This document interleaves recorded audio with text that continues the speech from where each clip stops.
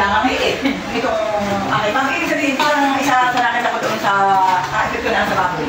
Parang sila yung laging maganda yung tulog. Tapos ay, at siguro naman mamaya masarap yan na dahil nasukan. At ang nangyayari naman, kung inabot na lang yung aking malalaking ipina-harvest ko na. Ang bahay ng mga aking tinimpla, ano rin maubos. At siguro talagang sinuswitch, yung aking ng balat ay yung may hinihinikan. Abi, siguro nung ating Manila, tinawag tinimpla nga ay may asukal na kasama. Abi, siguro nung sana sila is, sa kapal na wala nang laman. Yung aking tinimpla ako may tinimpla ng kolera, kaya yung dito sa nila ko sa kalpusiya.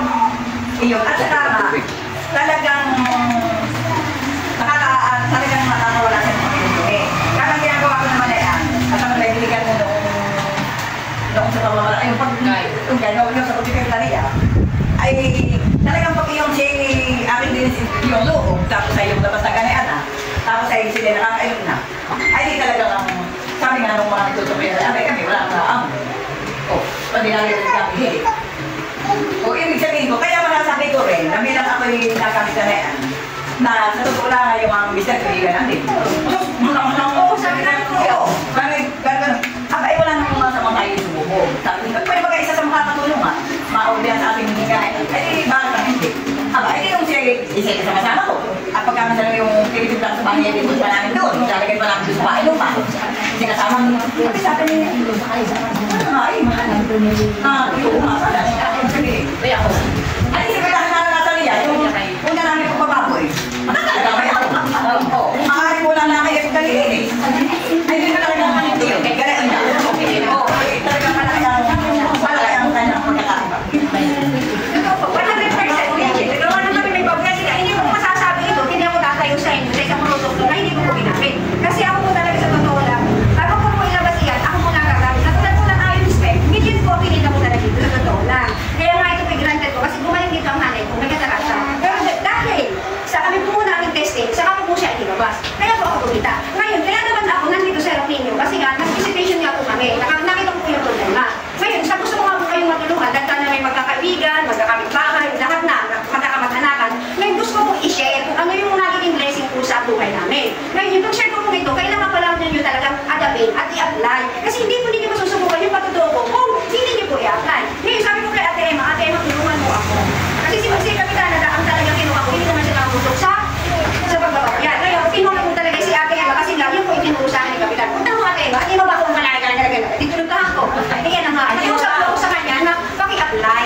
Kasi ikaw nga yung pinaka-kailangan ko makita yung unang application na kapitulad. Kasi hindi ko nalilig sa akin na ako lang ang may patutuo. Kaya hindi naman ako kasi sa paniniwalaan. Ang paniniwalaan ninyo, yung nakikong mismo sa inyo.